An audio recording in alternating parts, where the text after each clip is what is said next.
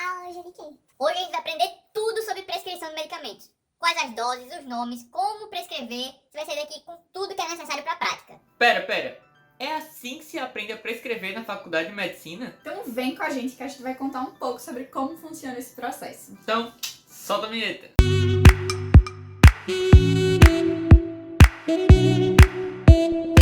Mas antes de começar o vídeo, não se esquece, se você ainda não é inscrito, se inscreve aqui no canal que isso ajuda muito, deixa o like e segue a gente lá no Instagram, que a gente tá trazendo conteúdos toda semana, interagindo com vocês por meio da caixinha de perguntas, lá no @MedAnimaid. Então, sem mais delongas, bora pro vídeo. Quando é que você aprende a prescrever um medicamento? Essa é uma pergunta que a gente já recebeu lá no Instagram, que nossos familiares já fizeram, e acaba sendo uma dúvida muito frequente de muita gente. Na verdade, isso é um conhecimento progressivo que a gente vai acumulando conforme os anos da faculdade vão passando. E aí isso começa desde o ciclo básico. Lá na UFAL a gente tem os princípios da farmacologia, então a gente vai ter noções gerais do que são fármacos, o que é um fármaco, o que é um medicamento, porque são coisas diferentes, inclusive o que é um remédio.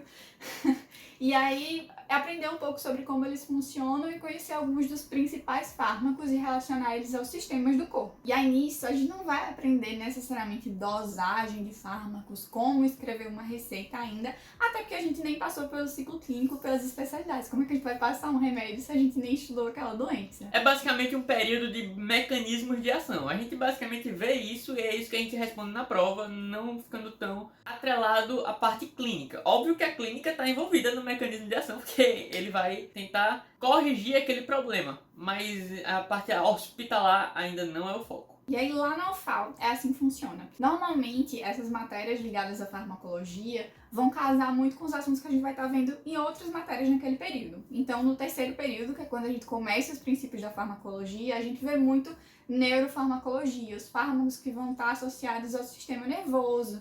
Então, por exemplo, fármacos antidepressivos, fármacos ansiolíticos, fármacos antipsicóticos, porque a gente vai estar vendo neuro em fisiologia, principalmente durante uma boa parte do nosso terceiro período. Quando a gente chega no quarto período, farmacologia vai estar dentro de um eixo que é chamado de agressão e defesa. E aí nesse eixo a gente vê muito de parasitologia, virologia, a parte de bactérias também. Então o farmaco vai estar muito ligado a isso. A gente vai ver remédios antiparasitários, antivirais, enfim. Bom, então esse foi o início do nosso processo de aprendizagem.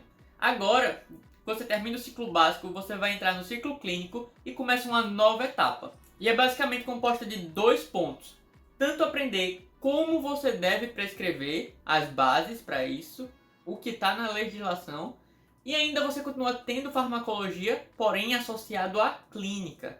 Lá na UFAL, por exemplo, no ciclo clínico, 5º período, a gente vê endocrinologia, pneumologia, cardiologia. Então, em farmacologia, a gente vai ver fármacos associados às doenças dessa área. Você já começa a associar muito à clínica. Alguns pontos você vê a dosagem, então acaba começando a evoluir.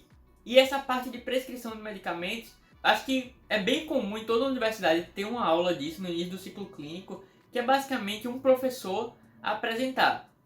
Uma receita médica, ela deve conter o nome do paciente, ela deve ter o fármaco com a dose, como é que deve tomar. Todo o conteúdo que torna uma receita válida, porque tem uma regra, tem uma série de princípios com relação a isso, até para impedir que muitas vezes alguém falsifique, tenha algum problema. Então é algo muito bem estabelecido. E um fato interessante é que a partir do ciclo clínico, a matéria não se chama mais princípios da farmacologia ou farmacologia, se chama uso racional dos medicamentos, porque teoricamente a gente já conheceu a maioria desses fármacos. O que a gente vai aprender agora é como associar eles à clínica e aquilo que a gente vai estar vendo nas outras matérias do ciclo clínico, como usar eles e prescrever de uma forma sensata. Porém, lembrando, o nosso foco aqui no ciclo clínico não é totalmente na dose. Nosso foco agora é associar a clínica ao fármaco e saber os principais que são usados.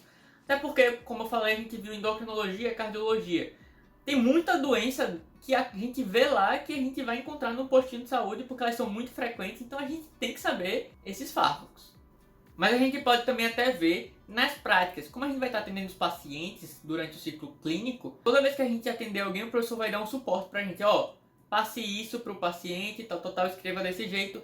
Então você acaba pegando por osmose a prescrição em si. Tá, mas eu já sei quais são os principais fármacos usados naquela doença, já aprendi mecanismo, quando é que eu vou precisar decorar a dose? A verdade é que você nunca vai precisar decorar a dose. O foco, quando a gente vai usar mais isso, vai ser lá na frente no internato, porque aí, diariamente, a gente vai precisar fazer prescrições e checar prescrições. Hoje em dia, não é mais tão necessário decorar a dosagem, até porque são muitos fármacos, com vários nomes comerciais diferentes e várias apresentações diferentes.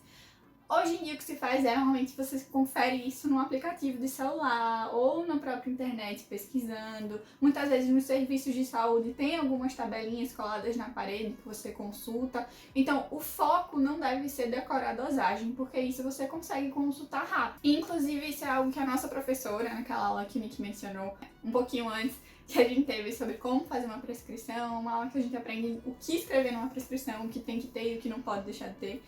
Ela deu muita atenção a isso, que é o fato que você não precisa ter vergonha e você não pode ter vergonha de não saber a dosagem exata, a prescrição exata daquele fármaco, porque ninguém tem a obrigação de saber a dosagem de todos os fármacos existentes. Então, é algo de consulta fácil, de consulta rápida, não precisa ter vergonha. Se você ficar com medo de passar uma insegurança pro paciente, aí dá uma tapeada, olha assim, discretamente e vai dar tudo certo. Seu foco é saber atender o paciente da melhor forma possível, dar a maior atenção possível à queixa dele. Como você vai resolver esse problema, que são com os fármacos, muitas vezes, lembrando que nem sempre esse é o principal, mas quando vai para esse ponto, dosagem é algo que você encontra muito fácil. Tem 300 nomes de medicamentos, 300 dosagens, e que se você for tentar decorar tudo isso, vai acabar...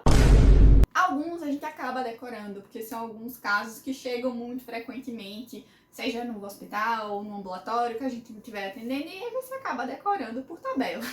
Como a metformina no diabetes, por exemplo, que é algo que é muito comum, carvedilol, assim, para um paciente que tem insuficiência cardíaca e por aí vai. Isso. Cada especialidade, na verdade, vai ter algumas doenças que são muito comuns e que vão ter fármacos que, inclusive, às vezes se repetem para doenças diferentes e você acaba decorando. Mas ninguém tem que se estressar pensando, eu preciso porque preciso decorar essa dosagem. O que você precisa entender é qual fármaco você vai precisar utilizar, quais as principais contraindicações para aquele fármaco, as interações com outros tipos de fármacos que ele pode ter e aí acabar aumentando o efeito dele além do ideal ou diminuindo o efeito dele, a interação que possa ter com o alimento, para que você consiga orientar o paciente da melhor forma possível.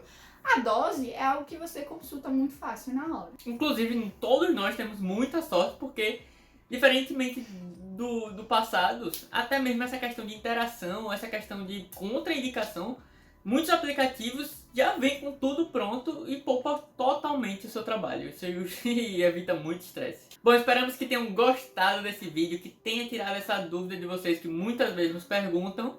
Se você gostou desse vídeo, não esquece de deixar um like aqui embaixo pra gente, porque ajuda muito. Se inscreve no canal se você ainda não é inscrito e segue a gente e acompanha a gente lá no Instagram, @MadInMind, que a gente sempre tá interagindo com vocês. Então é isso, até a próxima!